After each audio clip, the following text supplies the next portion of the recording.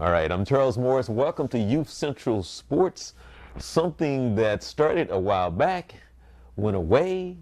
It was more audio, now it's video, audio, and Mr. Vince Carter, I call him Coach Carter. Coach Carter. Coach Carter. Coach Carter. Coach Carter, partner in crime. How you Amen. doing? I'm doing fine. How are you doing? How you doing, Mr. VC? Good. Always excited to be home. Right. And anytime I'm sitting on the set with you, wherever it might be, I'm home. All right. Well, you know, this is something new for us in the sense of the video. Right. We've been doing this from midnight basketball. Right. We were doing midnight basketball. For people out there that, well, first of all, introduce yourself for people who's tuning in for the first time for Youth Central Sports, that we're so excited that we bring this to them. Well, I'm Vincent Carter. Was the former director of Midnight Basketball, a youth program here in Orlando for 20 plus years. Mm-hmm. And I started coaching high school basketball at Boone High School. And then I'm now currently coaching at Brentwood High School, boys basketball in Brentwood, Tennessee. Mm-hmm. Long-standing relationship with sport. I love sport. I've been involved in sports all of my life, and most of my family, to include my mom and dad, were all sports fans. So I'm an avid sports fan, huge basketball fan. Basketball and football are my mainstays. And I just enjoy sport of all kinds. I'm being introduced to new sport that I didn't think, people are calling sport that I didn't think was a sport. Mm-hmm. But still, I just love the idea of sport. It's just, it's a very valuable tool. I believe it's a lot of fun, and I'm just having fun with it. Oh, okay. The show is called Youth Central Sports. It derives from Youth Central Connection, which is a nonprofit that I've had for a very long time, and been doing a lot of things here in the Central Florida area. We're out of Orlando. Mm-hmm. Vince recently moved to Tennessee. I always tease him about he left me, but I came back. I did come back. Well, we've been doing some things for some years now, and Youth Central Connection been around for a very long time. And one of the things that we do every year, Vince got involved a few years ago, is the Youth Summit, which involves quite a few things, along with a karate tournament, some mentoring, counseling, a lot of things that involve Youth Central Connection. So Youth Central Sports is just part of this. And the reason why we think Youth Central Sport is so important, because we want to emphasize how we think that sports, other than how a lot of people see it, but it's a great tool for development and a way of life and learning a lot of things.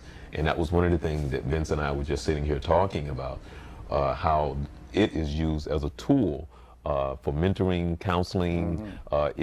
It helps out in so many areas in life, because I always tell the story about my first, I'll say, father figure was my coach in 7th grade. Mm-hmm. And I carry him with me to this very day, because he was, to me, he was bigger than life. Right. And how he taught us to play is the approach that you kind of carry with you throughout life, and how you deal with stuff. Absolutely. And I always tell the story, because I had to learn as I got older to kind of tone it down a little bit.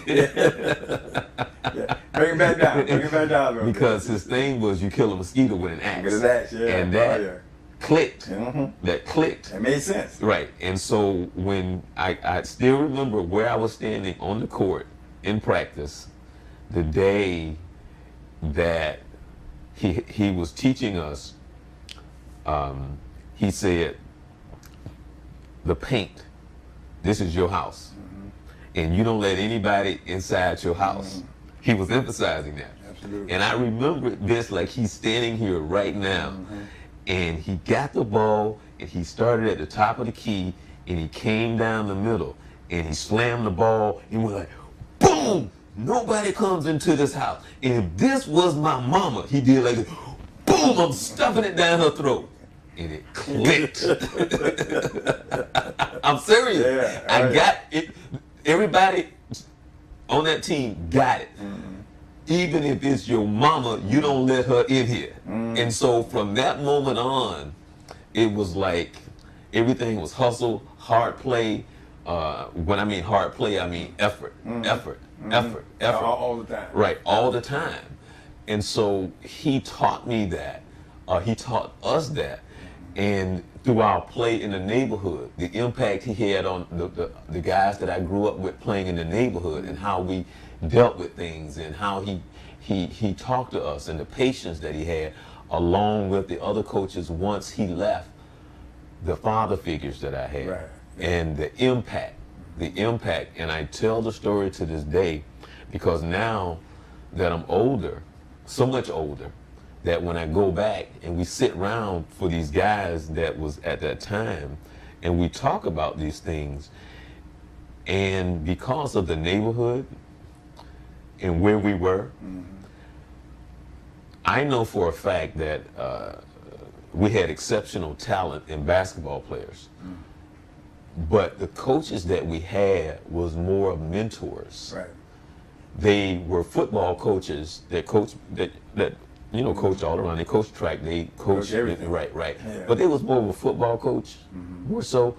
But not necessarily. As I got older and understanding coaches and the philosophies and how things goes on in game preparation and stuff like that. What I said and what I truly believe and what I've even told them, I never would say to them that, because once I went off to college, and because I said to myself, I was like, if we had had this college coach in high school, basketball wise, man, we would have been up a whole nother level. Even though we were good, we would have reached a whole nother level because of the basketball knowledge that I saw my college coach had versus my high school coaches, so on and so forth. But my college coach wouldn't have had the impact on us overall. Right. He would have helped us in the sense of winning games, but in life and understanding and having the patience and dealing with it. Yeah. And then you emphasize to them how God placed them there to deal with us knuckleheads in that neighborhood, because you just can't take anybody and put them in there and deal with the possibility that one of the main reasons that those kids are there is because of sports, not because they come to get their education, not dealing with the problems and the issues of the neighborhood and whatever else is going on. Sport is out there. Right. And so when I think of when you look at the bigger picture, bigger than the game of basketball itself and the impact of the coaches that were there, because I know for a fact there's some guys, it's sad to say, that if the sports wouldn't have been there, they wouldn't have been there. Oh, yeah. And that gave them an opportunity, when I say they, the coaches, to touch those kids and to help them, even to motivate them to be in the classroom. Well, Charles, I can tell you this. I felt like if it weren't for sport, I wouldn't have been there. Now, my mother had a different opinion. My mother was an educator. Right. So she felt the value of education far more than I felt about sport, although she was a sports person. And I really enjoyed my mom because she liked all sports, always rooting for the underdog. But she loved sports. But she impressed upon me the marriage between education and sports. Because I felt like, if I'm not going to play, I won't be there. But she impressed upon me emphatically that without education, you were lacking in sport, and I couldn't see that. I thought my skill, but she was able to show me that they go together. So I had a much healthier respect for it later. I struggled with it at first. I was that kid, like, man, I'm let me play. I'm not going to school. Well, that wasn't going to fly in my house because I rode to school with my mother. I went to the same school she went in. I was two or three doors down. No, that wasn't going to fly. But that was my attitude. And then later on, and through her insistence and persistence as well, and then other coaches that I ran into who began to show the other side of the picture. But you're 100% correct. I now have had the experience of being in that particular instance. I have been very privileged over my somewhat short coaching career. I started in quote unquote the hood, which was probably the best time I ever had. To be honest with you, it's the most challenging. You play more. You wear multiple hats there. I was more of the father figure than I was the coach, which was fine. But it was a lot of fun, but it was very challenging. And you went a lot of out of the box coaching, if you will. And I learned a lot. I actually did. I actually learned a lot, but I had a lot of fun. But now to talk to some of those kids now, and hear what they had to say is kind of, and they'll come back and say, Coach, you remember when you said such and such? And I want to act like I don't remember that. Say, yeah, Coach, that's what you said. But the necessity for that and is what makes kids, I think, particularly during that time, the success that they had was not necessarily because of their basketball, but it was somebody there to care about them on a consistent basis. And so coaching was different, I think, then, especially when you're coaching in that environment. Right. Now, you still coach, but you coach differently, I believe. And once you get, and it mimics life in a sense for me, because you build that trust, you build that relationship.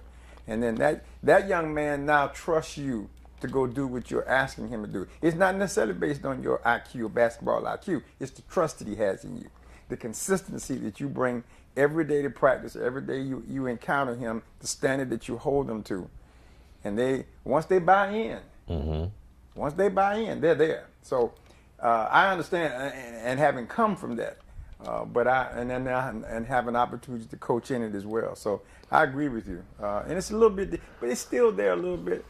But it kind of depends on where you're coaching at now, what school, the location of the school, the economic level. You got. I'm in a situation now that I currently coach in where families are very heavily involved. Mom, dad, everybody. They're all involved. They're at every game. I mean, that young man is getting an awful lot of support. But I also can say, as I say to even to those parents, there's a side of your kid that I see that you don't see. And that's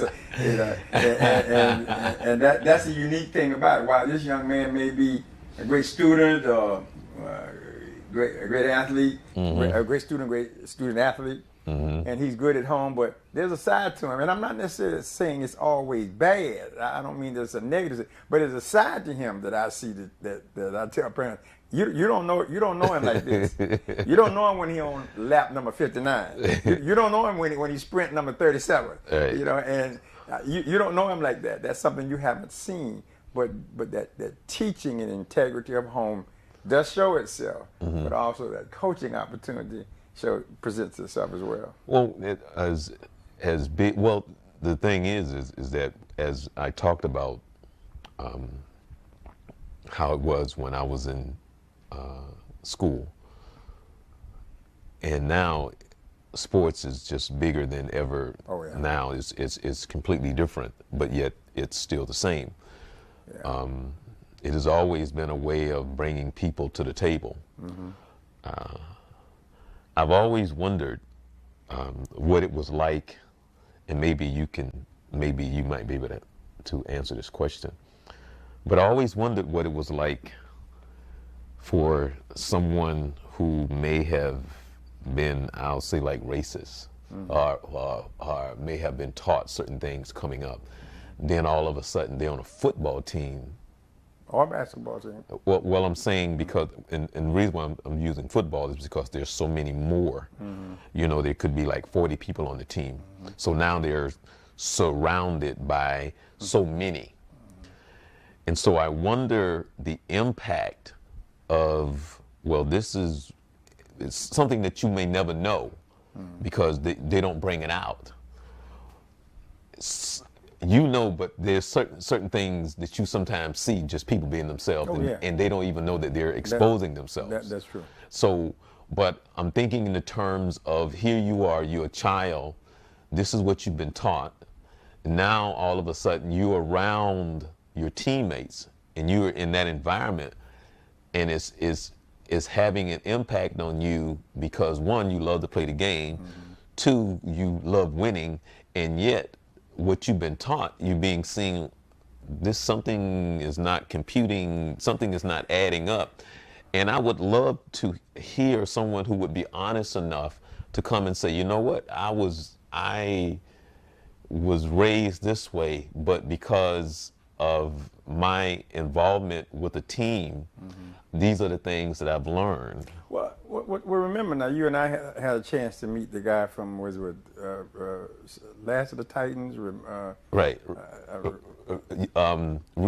Remember the Titans. Remember the Titans. Verona Jackson brought him in. Right. The coach. The coach. The white coach. The white coach. The white coach that was in that movie. Right. He kind of alluded to that a little bit. But I think if those who have had opportunity to see the movie, I believe that's the way it develops. That innate teaching comes in first. You want to separate because you've been taught to be that way. But what they did was they forced them to have to understand you got to rely. You may not like each other, which is fine, but you got to rely on each other. Right. And in order for this to get done, the consequences affects us all. Now, it took them some time, and they had some very interesting ways of bonding them, if you will, to the point to where, and that's what I like about sport. Sport makes you think about, not about me, it's about us, because I want this. Right. Now, I may want it for me more than I want it for us, but I'll do what it takes for us to get it for me. Because you can't do it. You can't do it by yourself. Right, because you can't do it by yourself. So it forces that, and that's what sport will do. I have had I think I've been in an environment where I've had kids who felt the same way in smaller groups. And I know I've had a couple who didn't really like me at all. Not at all. I mean, not even a little bit. And I was surprised they stayed. Right. But the guys that were around me, I think they were more excited to be with him, and they just had to endure me. They just had to put up with me. But they got so involved in what we were doing that their dislike for me went away, because this other thing was more, it was bigger than that. And that's what sport does. I think sports breaks down barriers, because you realize I got to have this guy. I don't like him. I don't like him. I don't want to be with him, but I need him to do his job. That's one of the things I think the military, and to me, the military and sport are almost the same thing, because the military teach you, don't worry about the guy to your left. Don't worry about the guy to the right. Do your job. They'll take care of theirs. Well, sport teaches you the same thing. Right. You do your job. Don't worry about anybody else. Just do your job. It allows you to see people in different lights. It forces you to have a common goal, common purpose. And it kind of brings you back into relationships, is what I think is so very important. So it would be interesting to hear that, but I think the movie depicted it very well, because there was the communities were divided. You could hear the parent talking to, because particularly when those students began to have that change where they were moving into the team aspect. And now they're talking cultural and racial things, and this kid is thinking, listen, Dad, I don't, listen, we got to win on Saturday or Friday night or whenever they're playing. Dad can't get to it, or that family can't get to it. Where this kid understands, listen, yeah, I understand that, but I got to win, and I need him to help me win. Right. Or I got to help him, however you look at it. It breaks that barrier down. Now, if the movie's true, according to the coach, it was 90-some% true. Right. Is that they got to that point where winning was more important than my dislike for the person on the other side. And that's what sport does for you, I think. It forces you, or it allows you to be real. Right, because you don't want to dislike. You don't want to dislike because somebody tell you dislike. Well, no, but what I'm saying is, by nature, we want to be winners. Oh, and we want to win. Right. Absolutely. So that's important. That's what sport does. Right. So we want to be winners. Nobody want to be tagged as a loser. Right. You don't want to be at the other end of that score. And see, and it forces you, as you said earlier, to play together.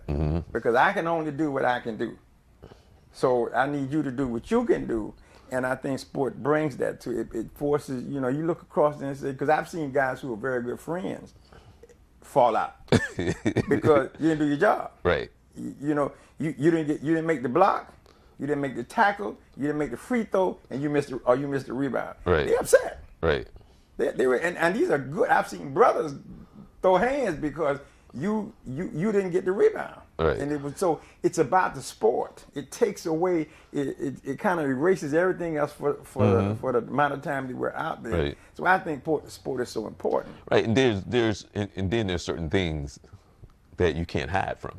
Absolutely. Right. Oh yeah. Because there's certain things that will expose. Sport will do that. Right. For example, like you were saying, if you didn't get that rebound, Everybody saw that. You can't hide that. Right. Not hide that. Especially if you were supposed to get that rebound. Oh, you were Especially there. if you was in position to get that rebound. And you missed that rebound. Oh, that free throw, that game-winning free throw, and you went to the line, the whole gym quiet. You know, everything's riding, and you missed that. You can't hide from that. There's nothing you can say you missed the free throw. Right. Plain and simple. So I think it helps you grow. It gets you out of your shell. It makes you face. I can remember back playing football. They put me on the line, and they put me down in the hole. It beat my brains out there. Coach, I can't. This is me, Coach. They're wearing me out. So what happened was the other offensive players, running backs, were all doing something else, so they gave me the ball. And he was so impressed with my running, but what he didn't understand, it wasn't because I was so talented of a running back. I was running from fear, trying to keep from getting tackled by these guys.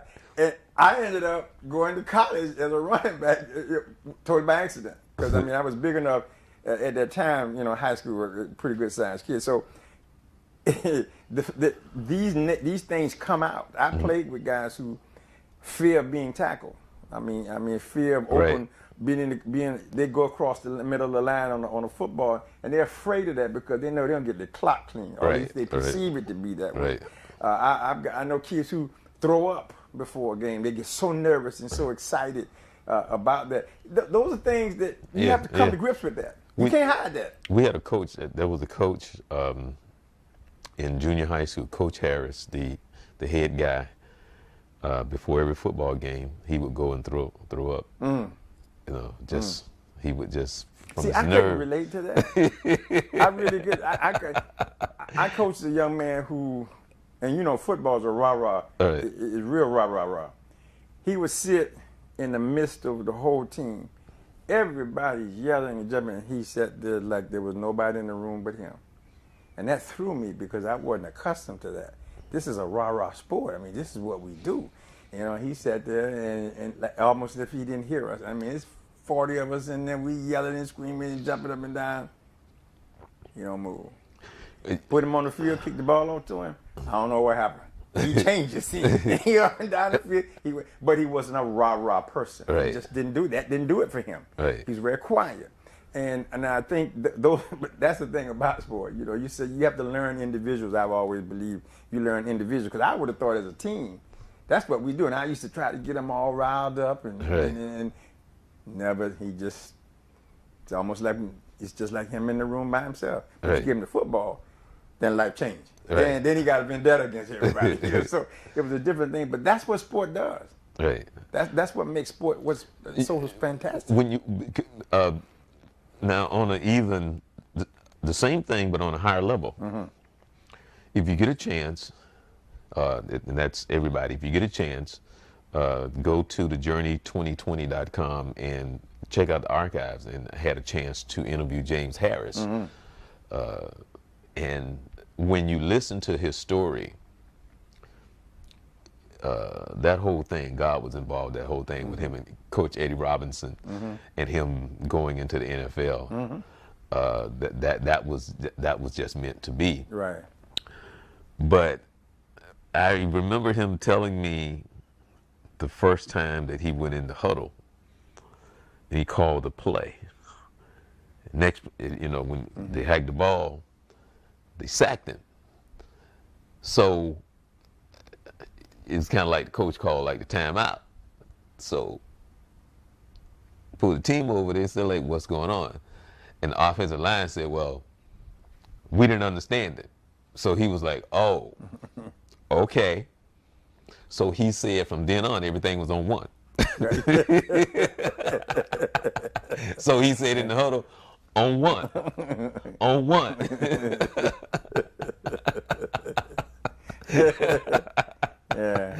But the reason why I bring that up is because on the pro level, not only that, but there's also the money involved. And so now there's the pressure of winning. So this is the first time they're seeing a black quarterback. And so I'm thinking, okay, now what are their like true feelings about all of this on that level? But he said, after that, long as they understood it was on one, because he said one thing that I did know. He said when I went there, he said I was not going to fail because I was not a good quarterback. Mm-hmm. He said if I was going to fail, it was going to be for another reason. Right. It won't be because I cannot play this game. Well, see, you mentioned earlier though, and I think to that point is you look at from when you were being coached back in high school and mentored and playing sport to when you get all the way to that level, a lot has changed since, a lot changes. Mm-hmm. You go from joy, my hobby, my thing I like, mm-hmm. and then to college, it's a pathway. I still like the game. And then when you get to the pro level. But wait a minute. I always like to say this. When you go to college, that's a job. What? It's a job. But it's even more, it's definitely a job. Right. There's no question about that. But when you get to the pro level, now it's entertainment. Mm-hmm. And the entertainment value, so the value of entertainment goes up. Right. Not to mention that you're being paid to play it, and now it's your career now. Mm-hmm. Where in college it may have been a job. This is a career situation where you're feeding your family. But the value of the game stays, the principle of the game stays the same. It's still about, and there are people, you hear teammates talk about that all the time. I can remember several conversations on the basketball side, and those people who played with Jordan early on and how they didn't like him, but they won with him. Mm-hmm. It doesn't matter whether I like him or not, I'm winning. Now that it's all over, they go back and they talk about certain incidents as it relates to him. But see, that's the difference. But right now, we're in the mix. Mm-hmm. We got on the same jersey, same helmet, same color helmet. It's about us. Right.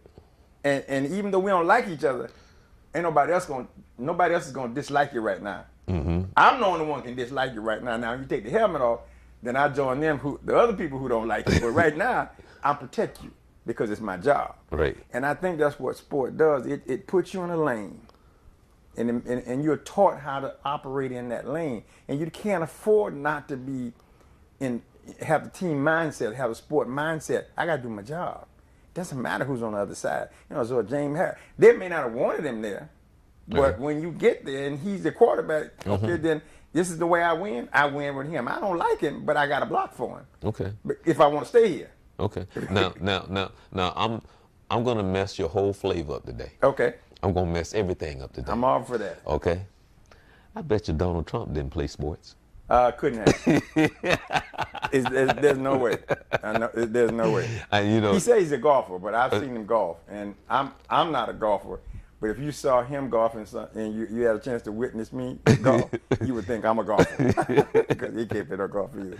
Yeah. I say that in the sense of what sports would teach you and what we're talking about. Absolutely. Right. Absolutely. Right. See, I think most coaches would tell you, and I think, as you know, there's a difference in coaching. A lot of times people are analyzing coaches, or they are saying that he's a great coach sometimes because of his records and stuff like that. But I think it goes back to more than that.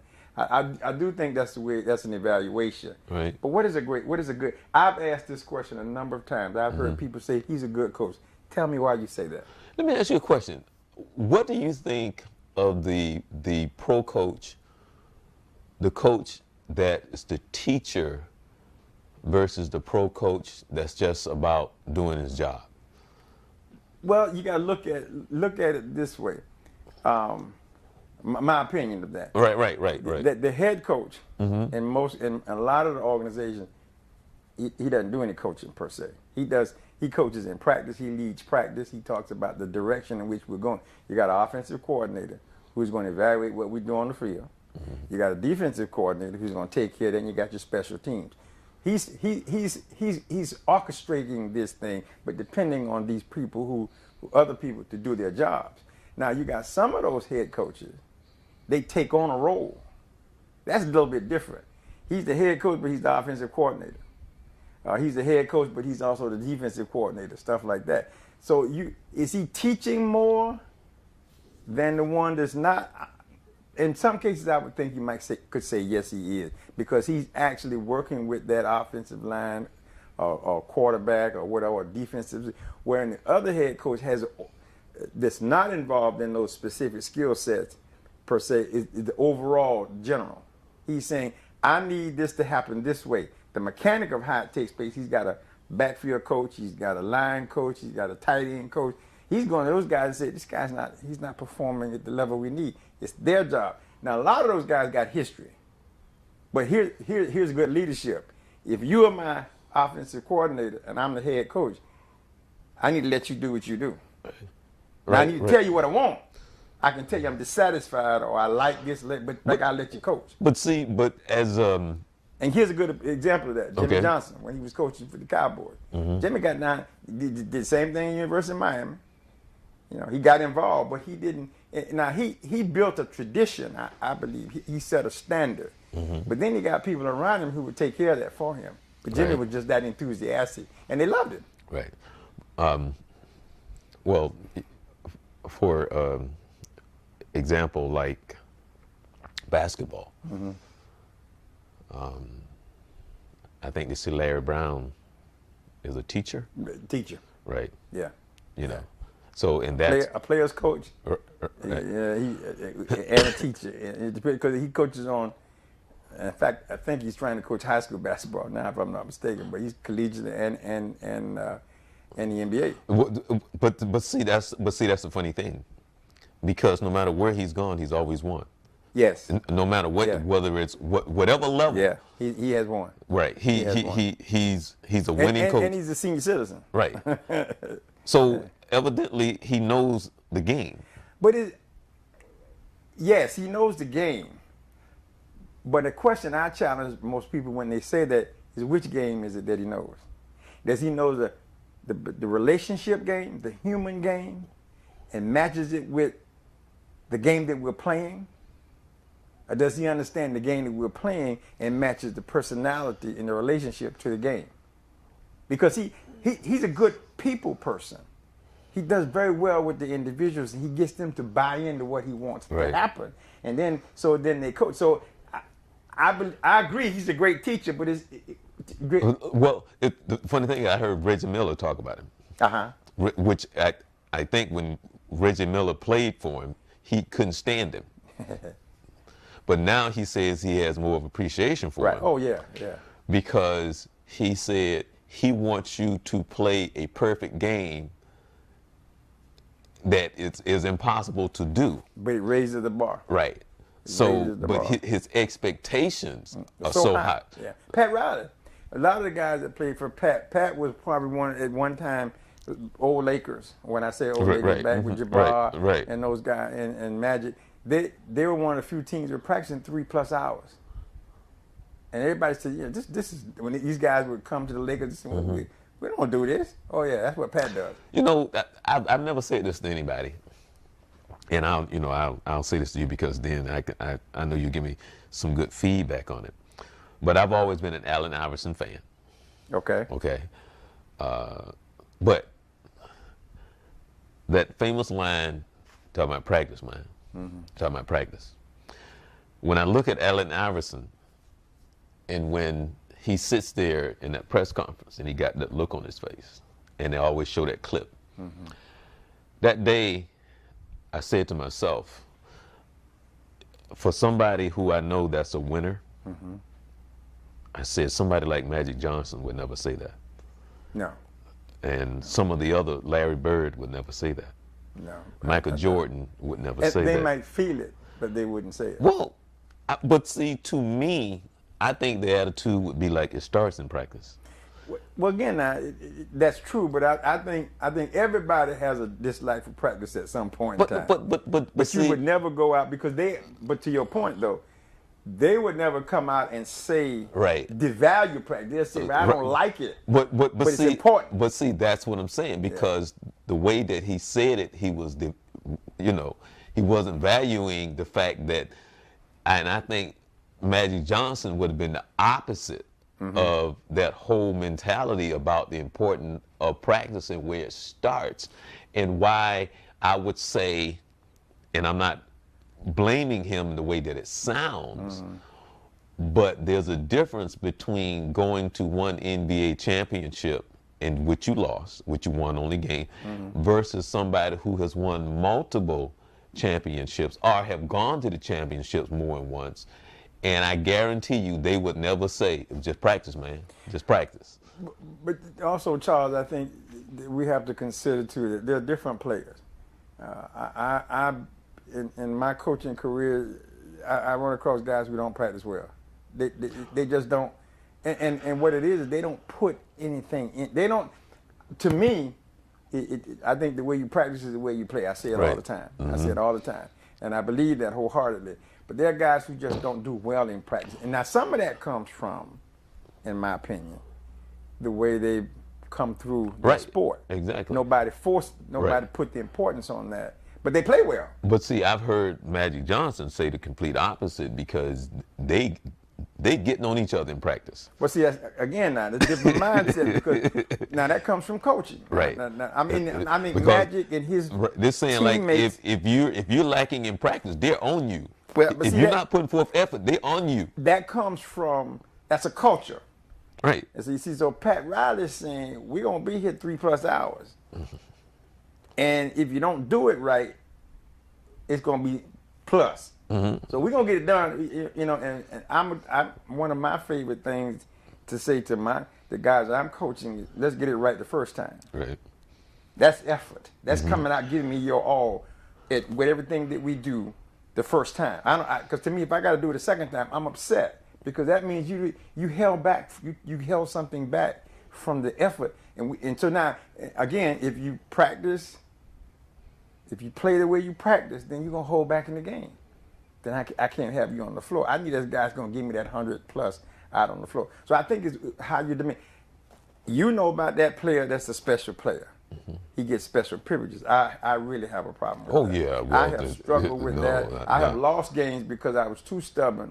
You didn't come to practice, you're not going to play. Right, exactly. You're not going to do it the way I want you to do it. Right. You're not going to play. Right. Okay. And people say, but you're going to lose the game. Okay. That might be true. Right. You know, but I'm gonna try to send this message that this game is not about you. Right, exactly. This game is about this team, and so, but you have that special player that people that we all as coaches give him that special. But that's the treatment. But that's part of what we want to talk about on Youth Central Sports, and all of that because that's part of the society.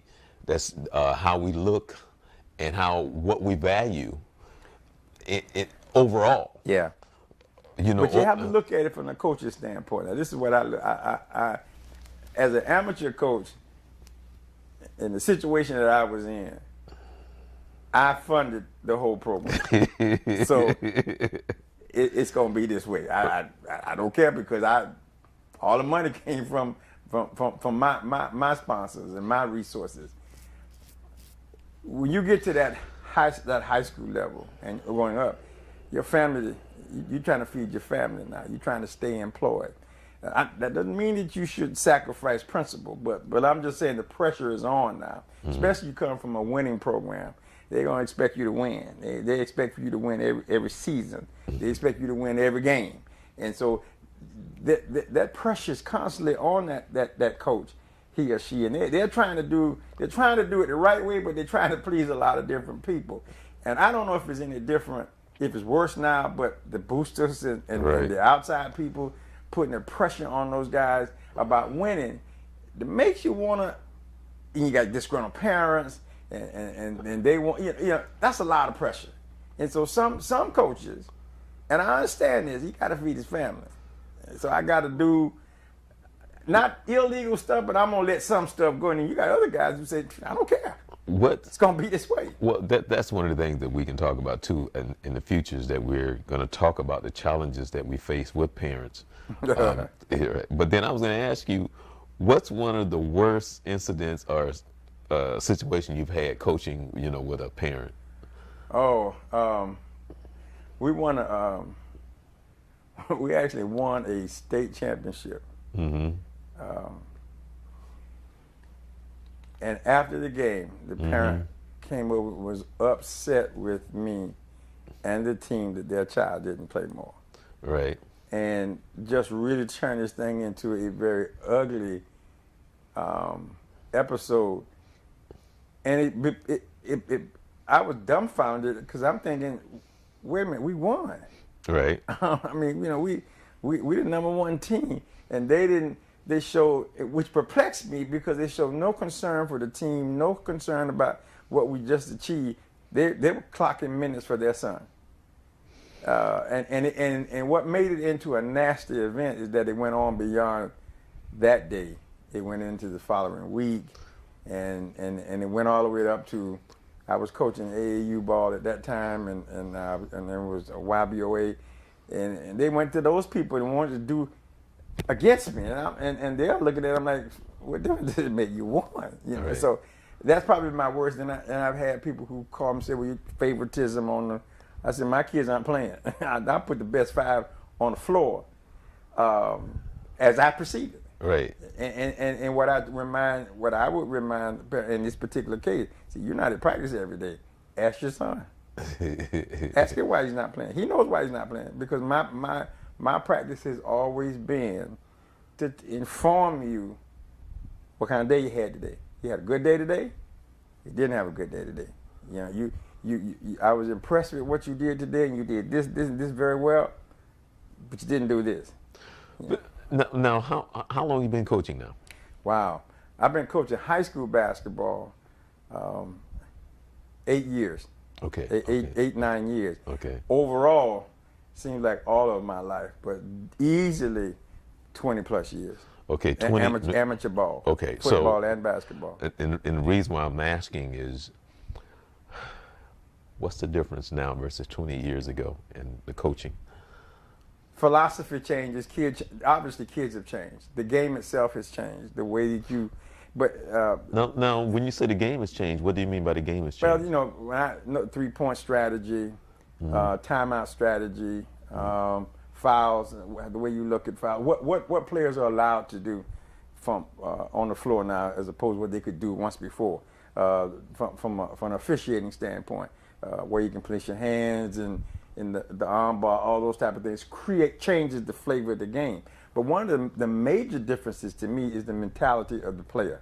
It has changed tremendously to me, and I think that they, as I perceive it, they're just not the same kind of player. They don't put that much time in the game anymore.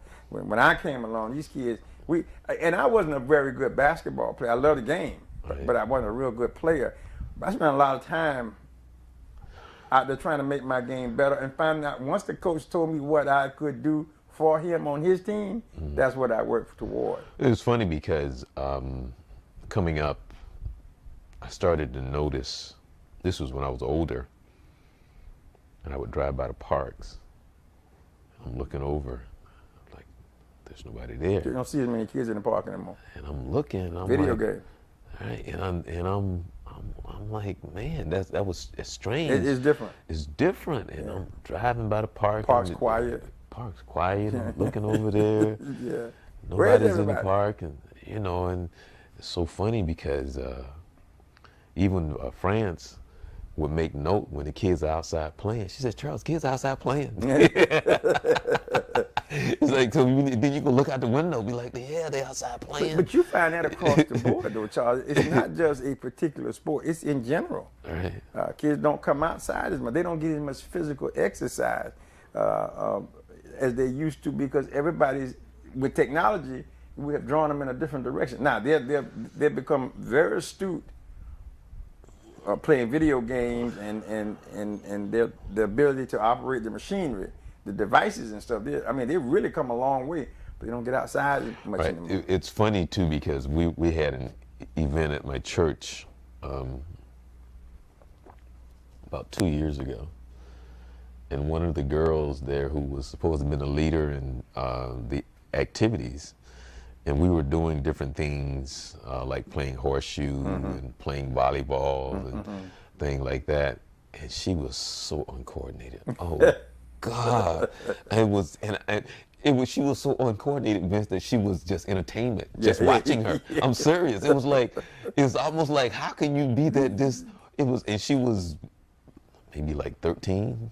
Wow. Yeah, 12, 13. Yeah. You know, and you watching her, and I was like this the whole time, just sitting there going like, how do you do that? And, you know, that's an interesting point, because I'm what you're saying, that I'm going back to the neighborhood when I was growing up. Now, we had kids who were not as talented Right.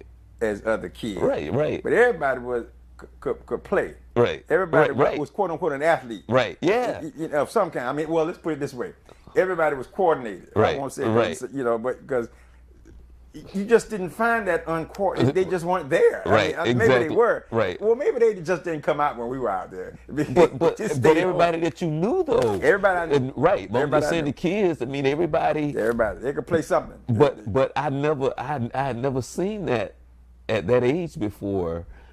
And great kid, great attitude. But I was sitting there like this right here, like, oh my God, it was scary. Well, I was talking with some people the other day, 3 days ago. We were talking about basketball, and it was a group of us sitting there, and we were discussing the many levels of basketball today. I mean, you go from AAU, you got semi-pro, you got this, that, all the way up, you know, the G League and all the way up. And this guy was sitting there, and I noticed he was very quiet. And so, you know, we were trying to run the conversation through him. Eventually, they said, well, what did you play? He said, I didn't play any sport. Right. And immediately my mind goes, are you serious? How could, you grew up and you played nothing? Right. How do you do that? Right. I mean, where did you live? Right. Did you come from another planet? You couldn't. That's so unfamiliar to me. You Right. didn't play marbles? He did nothing. Nothing. He grew up, he didn't do that. And while obviously I'm totally accepting that, but in the back of my head I'm thinking, how do you do that? Right. I mean, you I mean, as a kid, what did you know? you just naturally stayed in the house. He learned. He played piano. He ended up playing piano, and he just didn't. He wasn't forced there. My mom forced me out of the house. You know, you're not gonna sit here all day. That's just not gonna happen. Because you're in my way, number one. Number two, you get out of here. I don't care where you go. As long as you be back by a certain, get out of here. You know, so, and the neighborhood was always something going on in the neighborhood. And, you know, and I really wanted to engage him more. Explain to me. And you don't watch it he watches it. Right. Which is kind of shocked me. And he's a football fan.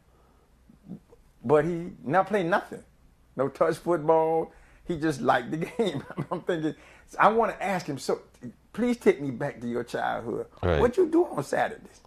I mean, after school. I mean, well, yeah. I mean, but Vince, we grew up where you had activity every day. You had recess every day. Right, that's true. You know, so we played kickball all the time. All the time. We played softball all the time. This is every day in school. Yeah, every day. Every day. Every day you had to go outside and do something. You know, and when did that change? I don't know. Well, there was some. I really don't know. I mean, to be honest with you, I can't answer that. I'm going to have to do some research on that, because I've always felt that what sport will do for you, it helps you physically, mentally. It coordinates you. Right. You may start out uncoordinated, you know, but it's going to coordinate you. It teaches you, it rewires your brain to think about relationship and coordination and teamwork and maximum effort and that kind of thing. Sport will. Now, you may not be good at it, but sport brings you there. Now, when you were in school, what did you guys mostly play when you were in elementary school? And you know, what did you guys mostly play? Football. Played a lot of football. No, I meant doing recess. Football. Really? Yeah, yeah. I mean, my group now the rest of them, I don't know what they're kickball. We play football. We play football. And when we weren't playing football, we played basketball. Right. Now, I got into baseball just because it was there. Mm-hmm. I didn't particularly care for it, but it was there. Uh-huh. So I played softball only because it was there. Right. I got involved in volleyball, and I'm ashamed to say this because I was falling behind some friends, and I got involved in volleyball. Female friends, and they led me to it. Said, "Well, you play volleyball?" Yes, I do. Yes, I do. So I started volleyball team. But we played. You know, we were rough and tough guys. Right. You know, I mean, you know, scuffing up our school clothes Right. out there playing football on concrete. Right. So But we played a lot of football. Now, I think around me, I saw kickball, I saw Right. some other stuff, but we were always in the corner over there running over stuff. I mean, Right. knock the trash cans down and all that kind of stuff. So that's where we were. But I do remember a little bit of kickball action, volleyball, if you will, Right. and stuff like that. But we were all a little bit of basketball because I was a football guy then. So you said recess, I'm looking for the guys with the ball. Come on, Right. guys, we go in the corner. Now, when in junior high school, Vince, I think where I came from, to me, it was almost like we were the basketball capital of the universe. The guys in my neighborhood, Yeah. man, was just like, I don't think there was any place that you could go where you could find any better competition. Right. But they used to get there, and I never will forget in 7th grade, and because back then it was 7th, 8th, and 9th grade, and because you know how you carry on Right. you carry on the tradition. Absolutely. So in 7th grade, I would get to school early because let's just say school started at 8 o'clock. They had serious games at 7 a.m. in the morning. Oh yeah, oh yeah. Serious games Yeah, I going remember on that. at 7 a.m. in the morning. You know, as a 7th grader, I'm sitting there, getting there, watching these guys playing, and they was playing. Yeah. They was playing. Now see, for me, it was they were playing basketball. Right, right. So while I liked the game, I wasn't playing the game. Right. But I enjoyed watching. So for that reason, I used to beg to get to school. You want to go to school early? Yeah. Really? Yeah. and I was there because of that. That early morning game. I mean, those guys, as you said, they were competing. Right. And the funniest thing, I grew up a football guy. So basketball was something that it was played and my brother played, and I supported that. My mother was an ex-player, and I supported it, and I kind of tested because they did, but my heart was on that football. And went through and played high school ball, played some college ball, almost had a chance at the NFL. And out there one day coaching, and it was 100 degrees outside. I mean that sun would be, I didn't know no different. I thought that was normal. Right. So a friend of mine calls me in the gym. He's coaching basketball. And I walk inside and I'm like, ooh, wow. This is nice. You know, so he asked me if I would coach with him. I said, now listen, I don't, you know, I'm not a basketball guy per se. I mean, I kind of overall understand what's going on out there, and I understand athletes and athleticism, but don't worry about that. You'll pick it up as you go. Right. Okay, so after football was over, I coached with him, you know, so come around next, I'm getting to the point, coming around next year, and I said, well, you coach your football, and I would stand out there saying, well, what's the temperature for today? He said, well, it's 101. So I said, well, he said, oh, it's 73. I wasn't a real good math student, but I realized I should be a dope. So I said, you know, I love me some football, but I'm going. And what he did was one day he let me coach the team, which was probably the worst thing he could have done, but it got me hooked. Right. You know, because, and what it is, he purposely came late, forced me to cook. He tried to say, well, go ahead. No, I don't, I'll sit here and I'll just be your guy, you know, I'm Right. good. So he forced me he stood at the door, so he had to tip off. And I'm looking for him. You know? I'm like, where are you? And they tip off, I'm still looking around. So the other team called a timeout. And the guys coming looking, Coach, what we gonna do? I have no idea. I don't know what we're going to do.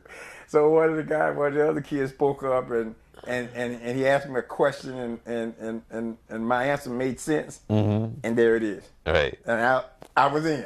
You know, so I tell everybody it was about the temperature though. When I looked at it, 73 degrees inside, 101. Right.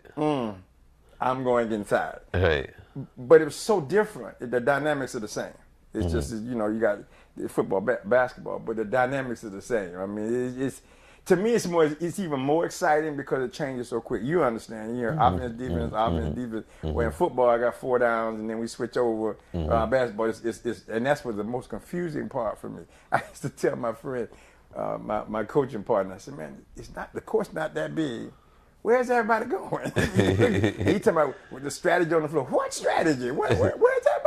Well, now I understand. Right. It was amazing how the game has developed for me where I actually see those lanes that they're talking about. Right. Where before I'm Right. like, I just see 10 people on the floor Right. all in each other's way. And we were practicing sometime now, breaking down film.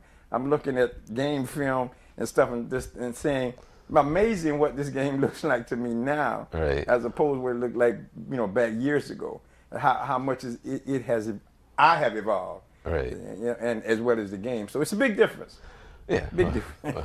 Well, you're watching Youth Central Sports. I'm Charles Morse along with Vince Carter. And Youth Central Sports is something that we're bringing to you because we recognize and we always talk about the impact of sports and how it can be something extremely positive, but we're also going to talk about how it can be something negative as well. All of that is coming. We want you to follow us on Twitter. You can follow me as well as Vince Carter at Twitter.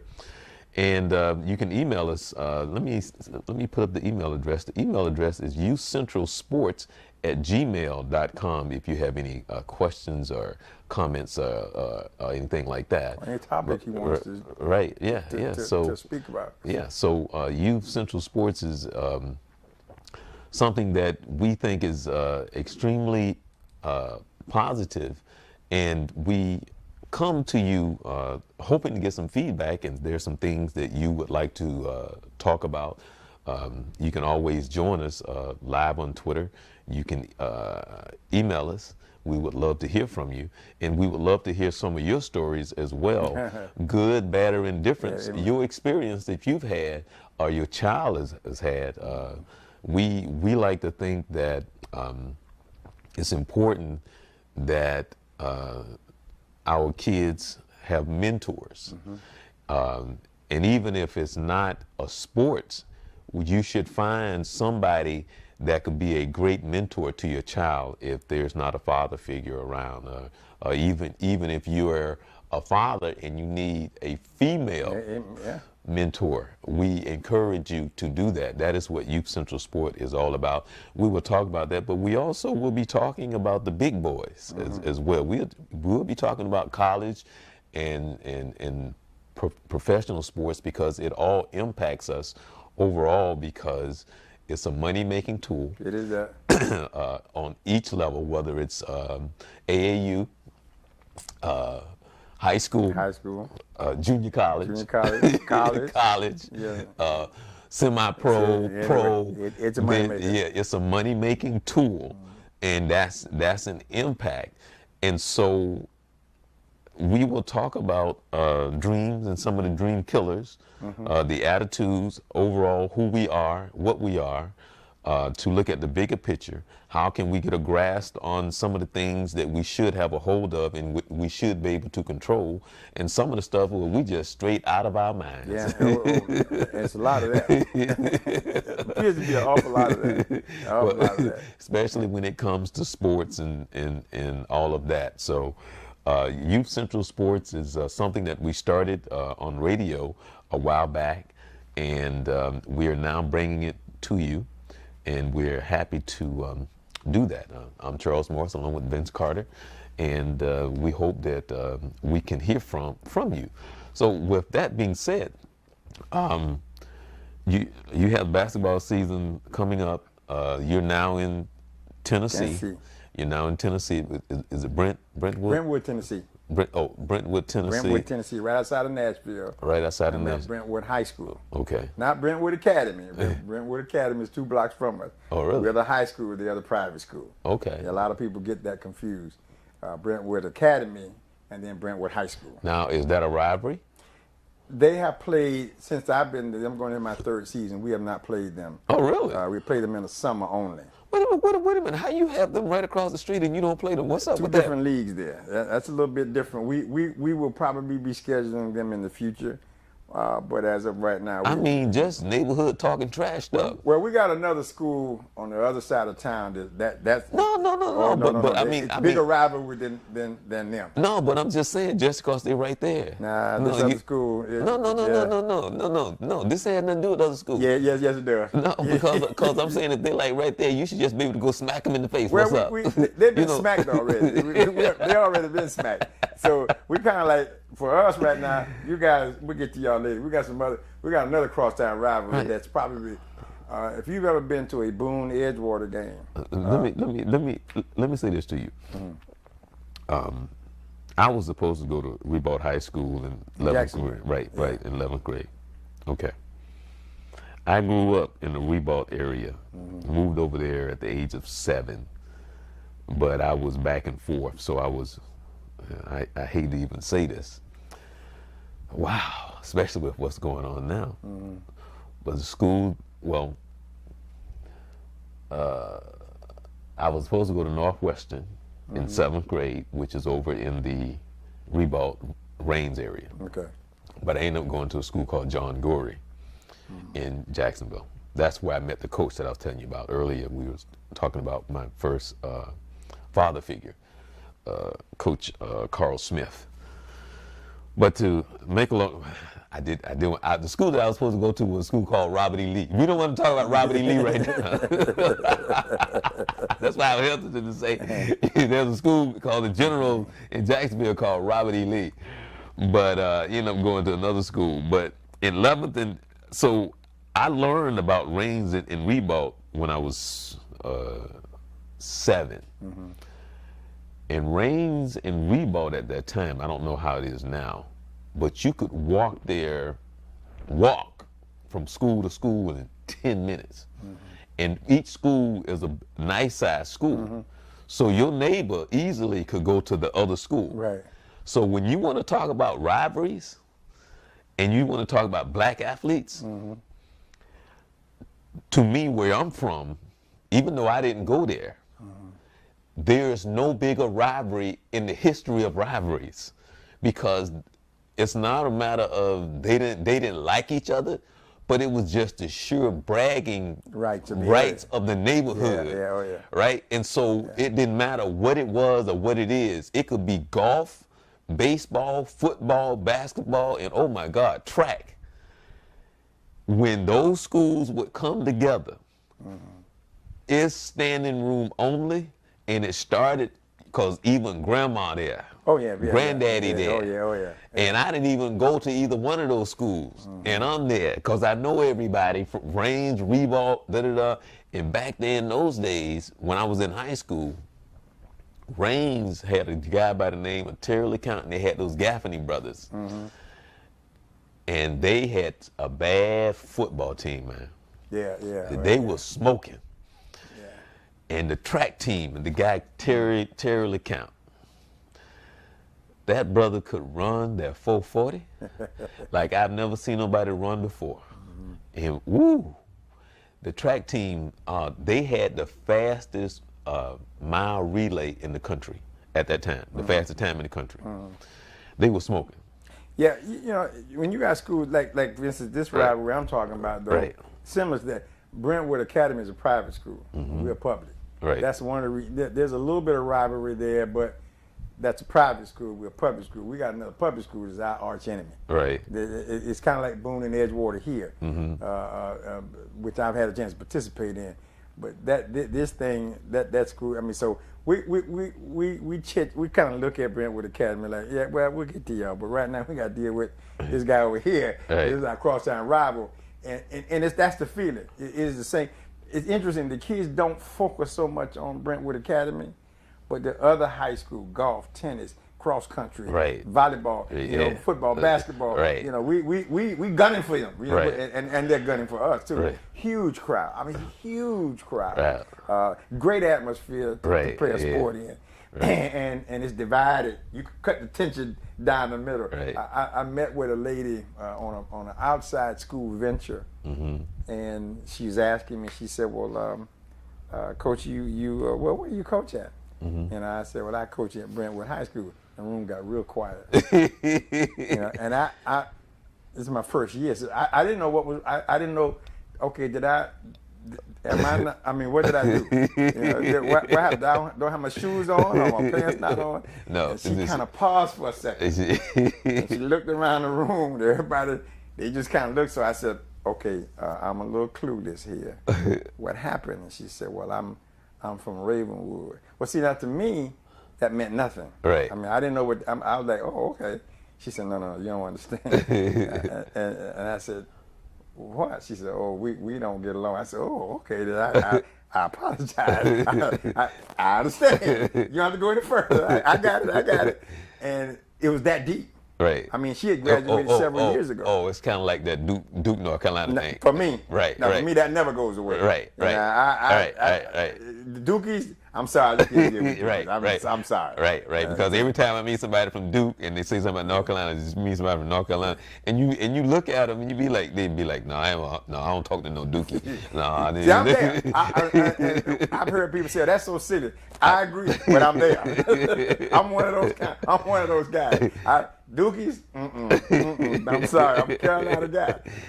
But you know that, and I know we can talk about that. There's a fondness to that, and I've seen people take that to the extreme. Right. Yeah. Like the kids I coach, there are a couple of kids who are big Duke fans, and boy, we go at it because they come to practice. Don't wear that stuff to practice. Don't you wear that stuff up in here. Where's your practice uniform? And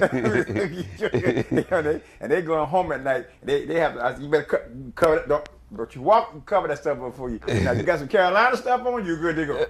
So they come in, they wear the Carolina uniform shirt upside down and all that kind of stuff. But we could talk how that connects. Interesting enough, side note, and show you how people, the influence you have. A good friend of mine, Carolina fan like myself, sent his son when his son was really young. His son went to a Duke camp. Couldn't get into Carolina camp, so he wanted to go basketball, so he put him in Duke camp. Krzyzewski and all the team was there, so he went to the thing multiple years. Young man today is an avid Duke fan. All right. Because he was there, you get Right. inducted, you get touched. The players come out, Right. and a lot of camps are like that in some cases. But they really went very special. I was surprised he didn't attend Duke as a collegiate. He actually went to Oregon, but he couldn't help it, and then he would come around us, and we're looking at him like, "Are you serious? You a Duke fan?" But he couldn't help it. Every year he go to camp, he's around Krzyzewski, all the players, and he connected. He connected. I said, "Well, you got to unconnect if you don't stay around there with me, But it happens, and that's something else we could talk about. How that, because I'm strong into that rivalry, and I'm strong into that team ID stuff. I'm really there, and people say, "Well, you too old for that." No, I'm not. No, I'm not. I'm there. Right. But that's a part of that the sport, being in that community, feeling attached. As you always indicate, I'm a huge Cowboy fan. Right. And I got my Cowboy paraphernalia and all that kind of stuff. It's just connection for me. It's feeling a part of something and living and dying with them. When they win, I feel good. When they lose, I feel bad. One of those kind of things. But that's where we are. Right. So I can't criticize anybody because I'm one of them. Yeah, well, the thing is that as I was talking about the reigns and the rebound and understanding the rivalry and all of that, I mean, it's huge, man.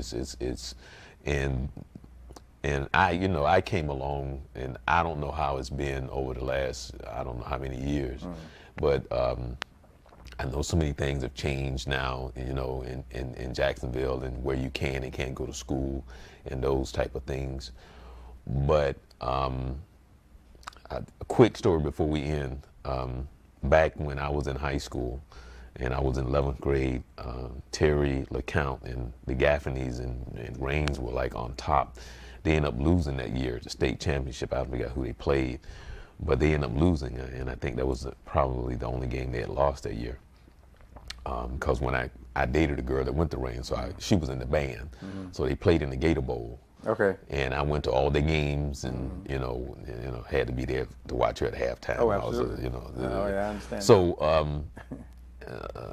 plus being there in the neighborhood, and And just to go watch him run the 440 was just worth the admission of what it cost to go in, because he was really that good. Yeah.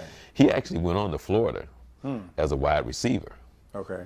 And played for the Minnesota Vikings for a while as a wide. Name kind of sound familiar. Right, yeah. but I don't know why. And I was asking somebody recently, why didn't he run track? And then the answer that I got back was that once he went to Florida, they wanted him to focus mostly on on the football. He was a really good quarterback, but one of those things where they took the athlete who was the quarterback, didn't want him to be a black quarterback. He went to Florida as a wide receiver, but he was a great quarterback when he was in high school. Right. But when he was on the track team, he ran a 9.500, between a 9.5 and a 9.4, 100 in the 100. And one of the guys that I was in camp with, he's passed on now, and I'll say hi to Charles H. Kelly. His name was Charles Kelly. He was a funny guy. And he told the story of they were all psyched to say, today, when we run this mile relay, we're going to beat Terry LeCount and these Reigns Vikings. We're going to do this today. He said the team was hyped. He said they had a real good day. He said they was pumped because they would always come close, because it was like the mile relay was the last event of the day. Yeah, okay. And they always had come close to beating Reigns and them. So he said, today is the day. And they started out, boom, boom. He got that leg going. And that last leg, because Terry running the last leg, they had the lead. Gave it off to Charles Kelly. He said, got it. He dropped the baton. Oh. Oh, life stops. See, I'm not telling the story the way he's telling the story, right? And you can kind of see like the tears in his eyes, right? Absolutely. And he said, and he telling the story, he said, 2 months later, I'm still waking up in my dream. He done dropped the baton. Oh yeah. I understand. He said he's still waking up in the middle of the night. That's sport. That's sport. That's sport, and that's that concentrated effort to the best that you can be, especially if you got a rivalry. Right. And there is that day. Right. I think every team has that day when they come out and say, okay, today is the day. Right. Yeah, today is the day. And a lot of times they're very successful, but you hear some trauma stories, just like this, that all the stars are aligned and something happens and they don't get it. And I don't know how many people that are with us they can relate to that, but that's devastating. Right. Yeah. And it's long lasting too. It's funny too, because I was sitting here sharing a conversation with Dr. Robinson on the journey. Probably it was last year, and I was telling them about a situation that happened in sports, and they look. So you haven't gotten over that yet, and you look at them, and you be like, you don't ever get over it. Yeah, you don't get over it. You deal with it. Yeah, you deal with it. Yeah, but you don't get over it. But you don't ever get over it. Charles, I can tell you, my freshman year in college playing football, they sent me in the game on the punt team. And mom and parents were in the stands. It was my first time on the field for the day. Punt the ball. I get down the field. I got the kid in my arms. I got him, and he ran out of my arms.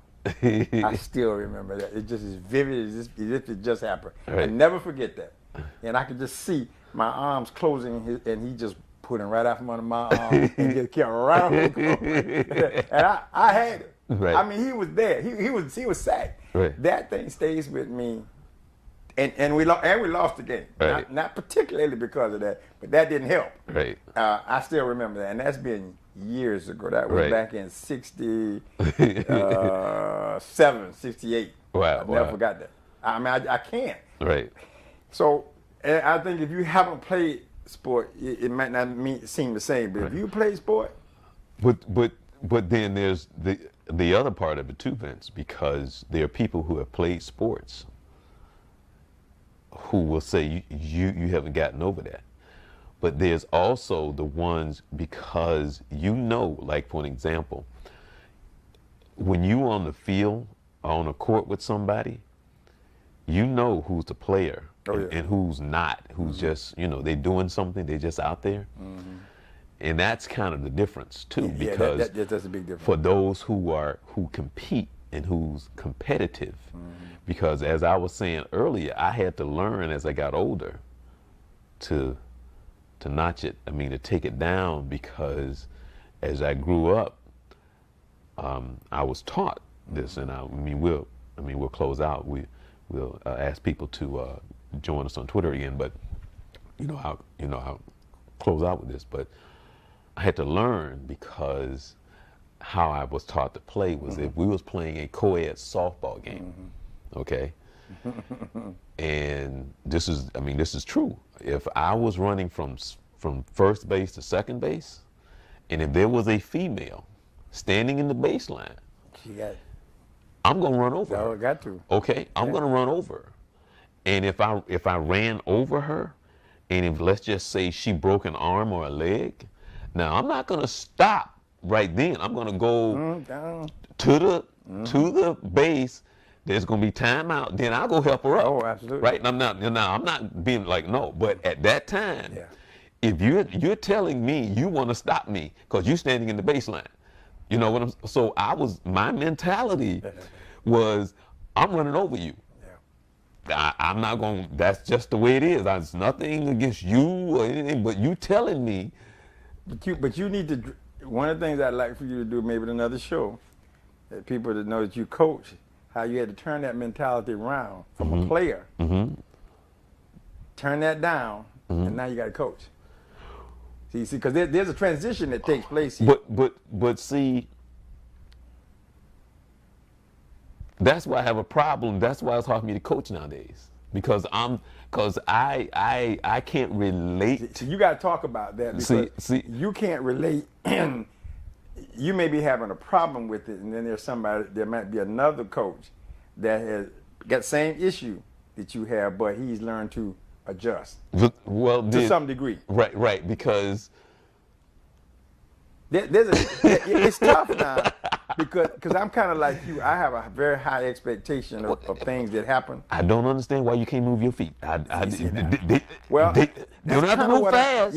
But you can't tell me you can't move your feet. You can't tell me you can't give me effort. Well, I challenge kids. You say you love this game, right? Yes. Then why aren't you doing this? Because that's what this takes to be a part of this game.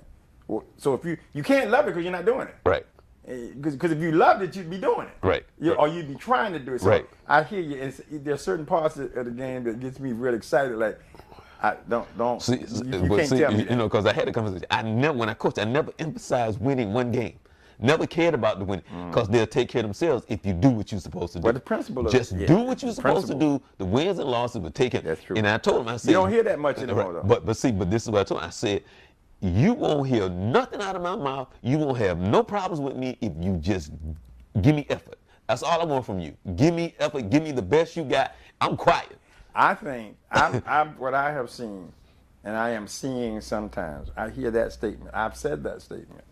What I'm finding out now, they don't understand. Some of today's athletes do not understand what that means. One of the things that we challenge them on, and one of the things I challenge them, you say you're working hard, but you really are not. You think you're working hard. You're not working as hard as you need to be working. So a lot of times I hear that, and I say that statement, and I look at them, and I say to myself, "You didn't get it. Yeah, you don't understand." So sometimes I have to demonstrate that. Let me show you what that really looks like. So that's the topic, because there's a transition from player to coach. There's some drastic changes that take place. Some of us make it, some of us don't. We just can't do it. To your point, Magic Johnson. Magic said, "I just can't coach these guys." Not because he didn't understand the game, their love for it was it the same as his? Well, that's what I meant by love's not there. well, that's what I meant by the Allen Iverson comment. But he would have never said, "Just practice, man. Just practice." See, he would have never said that. No, he wouldn't say that because that's not how he looks at it. Right. Exactly. That's my point of where you come why from. he has what five rings? 5 rings? 6. 5? I think it's 5. Five. When you get more than one, it don't matter. If you got one and you get 2, right, you're in the multiple ring category. Yeah.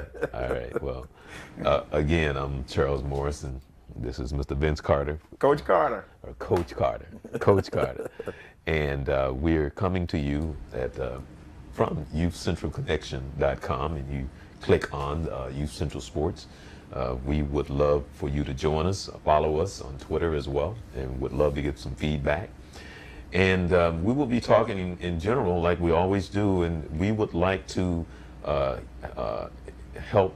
We want you to help us so we can make an impact on how we can get more people involved, the importance of coming together, importance of finding a mentor, importance of having the right attitude, importance of understanding how the discipline starts early, how you can get a free education, how you can travel and see the world, and how lives can change, not from the perspective of trying to be a top athlete in the sense of the sport, but being a top student.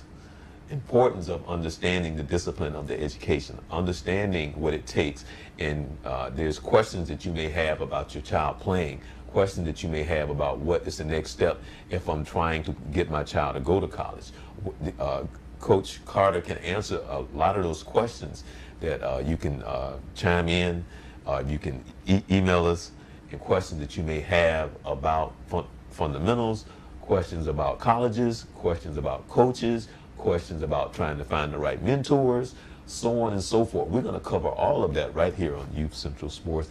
And Vince, as we get ready to close out, you got any last words you want to say? Well, we appreciate you so much for joining us in this interesting conversations we have around the thing that I love, and I think Charles does too, that being of sports. Last thing I leave you with: be a difference maker. To make a difference, you need to be a difference maker. All right. All right. And with that, we want to thank you for taking the time to spend with us. Until next time, I'm Charles Morris, along with Coach Carter.